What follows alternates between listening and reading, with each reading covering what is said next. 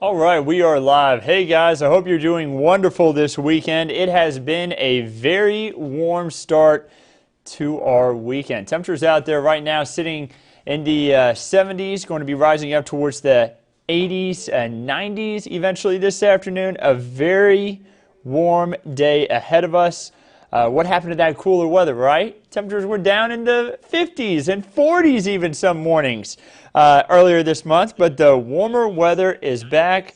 I'm pulling up Facebook here. You may hear that there in the background. I'm trying to get everything set up here so I can answer some of your questions.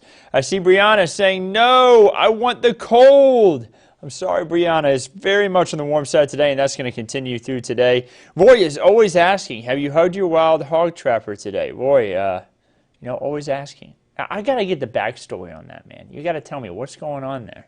I gotta know. All right, so let's jump into things with the allergy report. Starting off, mold at a light level, ragweed at a light level. That is one bonus to the drier weather we've had. It means that, well, mold is light and ragweed is also light, but that's not because of the less amount of rain. That's because, well, we don't have as much in the way of north winds bringing in some more of that ragweed that comes in, more from the north typically when we have one of those more northerly winds. So moving on to the temperatures, it's 82 in northwest San Antonio, 81 at the airport. Not too bad, a beautiful look there at the Alamo City, looking down towards the skyline. San Antonio Airport sitting at 81 degrees. Sometimes we catch an airplane making a landing here. I don't think we're going to be as lucky today. Missing out on it today. You gotta get that timing just right. 81 at the San Antonio Airport, and then 82 out towards Calaveras Lake, where it is absolutely beautiful. Not much movement on the lake today, pretty still. Not a bad day to do a little bit of fishing. Radar right now not showing anything in the way of rain. Again, we are staying dry throughout today. We do still have Delta out there, now over the state of Mississippi. The center of the system kind of making its way. I'd say it's near Yazoo City.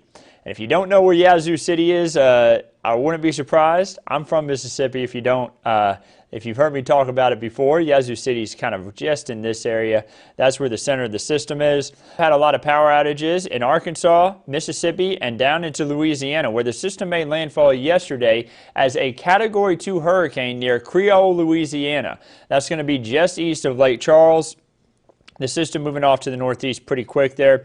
You'll notice the yellow shaded area under those storms that are near southern Alabama and into the Florida Panhandle. That's a tornado watch that they have for their region. That's because that band of showers and storms has been sparking some tornadoes. They had some closer to Mobile earlier on this morning. They even had a few reports of waterspouts in Mobile Bay. Which is something you typically see with tropical systems. That's not unheard of. They also have been experiencing flooding for our neighbors in Louisiana. So a lot of issues from that. I saw a question, what happened to that cooler weather we've had? Well, this tropical system has kind of helped to bring a resurgence of some warmer air around our region and drier because we're on the dry side of the system. We're on the east side. If you're on the east side, you get all that moisture kind of going off to the north. You can notice it here. Look at all those showers and storms going up through Florida, the Carolinas. But we are on the dry side. So the winds are coming a little bit more out of the north and west and bringing in what we like to call a continental air mass. So remember, the moisture source for us here in Texas is the Gulf of Mexico. Whenever we have a good southeast wind, it brings in more moisture, it gets more humid outside. If you have more of a northwest wind, well, it's going to bring in more of a continental air mass, and that doesn't mean that we're not humid. We can still get moisture, but typically that's going to be not as good with rain chances. Basically is what I'm trying to get at. So Delta is now a tropical depression. It got downgraded just at the 10 a.m. update, which actually came out, if you were watching the newscast this morning, came out at about 9:43 when Delta got downgraded to a tropical depression from tropical storm. Again, still has some pretty good winds with it. It may only be 35-mile-per-hour winds, but there have been gusts higher that have been causing some issues. Here's something important to know. By the way, guys, this is a lot about tropics. We're going to get it all knocked out of the way. We're going to talk about our weather here in South Texas here in just a moment. Don't worry. I think this is my last graphics on the tropics even. I got one more after this. It's going to go real quick. So this is our 10th named storm to make landfall in 2020 for the U.S.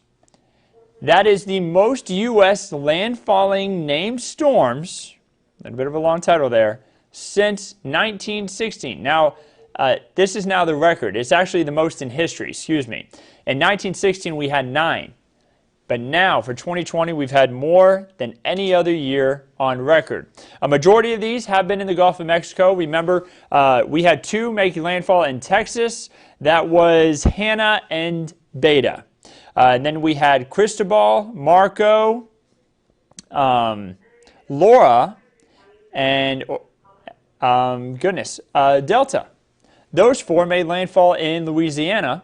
And then we had Sally make landfall in Alabama. Remember, that was the one of the stronger storms that made landfall there. And then Bertha, Isaias, and Faye made landfall on the East Coast. Bertha and Isaias on Carolinas. Faye made landfall in New Jersey. So here's what we have out there now. Delta, now a tropical depression. Low chance for tropical development, making its way across the Atlantic towards the Lesser Antilles. No concern for the United States or South Texas there. We'll keep you updated on it. Here's a look at our temperatures now. Again, 81 at San Antonio, 82 at Calaveras Lake. The dew points are up there, 60s and 70s. It's feeling tropical outside, very humid, not like October. We've had humid conditions really settle in for us, and with that, it's very warm and it feels even warmer. Temperatures right now in the 80s across the region, but it does feel like it could be in the 90s in some spots because of the heat index values. Remember, the heat index could be a bit of an issue today with making it feel a little warmer. We make our way into this afternoon. Temperatures rising all the way up to the mid-90s. Heat index values, going to be in the upper 90s. Then we're going to have a few spots hit that triple-digit mark. Cotulla, Eagle Pass. You may even see it at Carrizo Springs or Pearsall for a brief moment. Very hot conditions. We're going to cool off tonight, though. Notice clear sky, not expecting anything in the way of thick cloud cover, maybe a passing cloud here and there. That's about it. No rain this weekend. Notice the timestamp there in the top right corner of your screen. Sunday, 6 a.m., temperatures in the 60s and 70s. Very warm start to the day, above average temperatures. Those above average temperatures continue as we head into the afternoon on Sunday, and we see the temperatures climb all the way up to the upper 90s, 98 in San Antonio, 99 in Hondo, 99 in Uvalde and Carrizo Springs. Check out Pearsall, Cotulla, Eagle Pass, Del Rio hitting that triple-digit mark. And guys, the heat index, because the dew points will still be high, it's going to make it feel like it's in the triple digits in San Antonio. So I hope you didn't pack away those flip-flops and shorts just yet. If we hit 100 degrees in San Antonio tomorrow, we're expecting 98. But if we do manage to climb to the triple-digit mark, it will be the latest triple-digit heat day we have had on record. I think the previous is September 17th. So, much later than that previous record. It may be even later in September now that I'm thinking about it. I may have to look that up. Don't worry. I'll have that update for you at least by tomorrow morning as we watch it close. So here's your rainfall forecast over the next 7 days. Not good, guys. I'm sorry. I wish we could get some more rain in here. Atascosa and Wilson County, some spots may get about a trace. That's about it. I think that's even a little optimistic. I don't know if any of us are going to make it through the next week and see at least a drop of rain. I think we're all going to stay dry. Notice the drought monitor, extreme from Uvalde down through Crystal or Carrizo Springs down to Crystal City. Not looking good. I expect that drought to continue to expand outward as we make our way into Thursday. Remember that map updates every Thursday. What does that mean for the aquifer? Well, we're fairly dry right now. The aquifer did actually gain 0.3 of a foot as we headed throughout the last 24 hours, but the 10-day average is down to 661.3. Today it's at 660.6. If that falls below 660, that 10-day average, we may slip back into those stage 1 water restrictions. So how much rain have we had this year? It feels like it's been pretty dry, right? Well, the answer is yes. Most of our months here have been below average rainfall. Look at February and March. Then look at June, July, August, and this month, October. We need rainfall this month. On average, June is our wettest month, and October is our second wettest, and then May is our third wettest.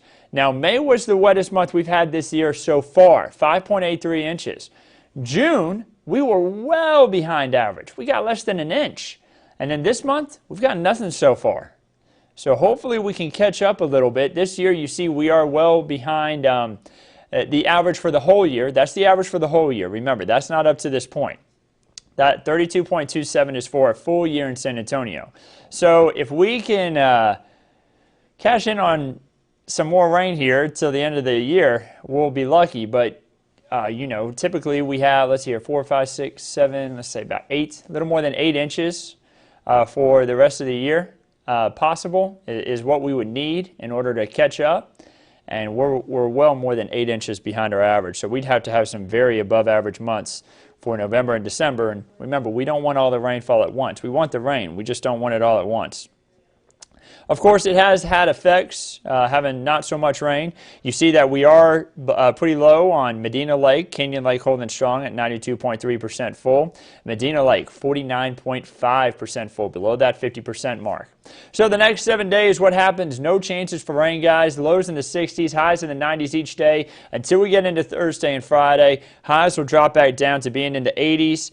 Notice the average low this time of year, top right corner of your screen, 62, average high 84. So we pretty much stay above average nearly all week. We're going to see our lows get closer to around average for the middle of the week, but our highs will get around average by the time we get into the end of the week. What about day 8 through day 14? This is beyond that 7-day forecast. The below average rainfall forecast to continue beyond the next 7 days. So the next 14 days may remain pretty dry. And that goes for the temperatures too. We may see them above average, much like what we had this week. This week we're going to go through the next 7 days pretty much above average for temperatures. Day 8 through day 14, looks like that will be much of the same. So just be ready for that, guys. Your Lone Star 3-day forecast, if you're traveling across the state, maybe you're headed up to Dallas for the Red River Showdown. That's going on today. UT takes on OU. I don't have a dog in that fight. I'm a Mississippi State fan. So I hope both teams have a good game. Obviously, someone's got to win, but hopefully it's just a good game and, you know, players do well today. Texas A&M's playing Florida right now, and I will say, you know, I'll wear my maroon for A&M there because I would, you know, Dan Mullen and Mississippi State, he left us, so I guess I'd have to go for A&M there. So good luck to them today, and but no hard feelings towards Florida, by the way. And of course, if you're watching any college football today, I hope you can at least spend a little bit of time outside in some of this sunshine and warmer weather while it still sticks around. Great weekend for the pool, not just for us, but anywhere around the state where temperatures are expected to be in pretty good conditions. State Park forecast for South Texas is looking great. You know, if you've never been out to Blanco State Park, Pedernales Falls State Park, Garner State Park, Los Maples State Park, Guadalupe River State Park, all have great swimming areas. Head out to those. That's going to be for not today, but tomorrow. And look at Devils River State Natural Area. That's north of Del Rio in Val Verde County. 101 tomorrow afternoon. Very much on the warm side. Guys, it's going to be a great weekend to head out, do some hiking. Just make sure you drink plenty of water, wear plenty of sunscreen. Remember also to take care of those pets you may have. If you're taking them out for a hike too, maybe you have a dog, make sure you pack plenty of water for them as well. So guys, I hope you all have a wonderful rest of your Saturday. Have a wonderful Sunday. We're going to be on again, of course, with the latest newscast this evening. By the way, Saturdays now, mornings, have 2-hour newscasts from 8 to 10 o'clock.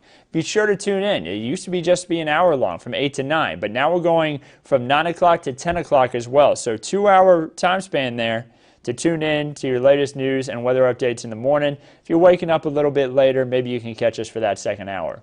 Y'all have a wonderful rest of your day, and we'll keep you updated on everything right here at Ken's 5. Have a great one.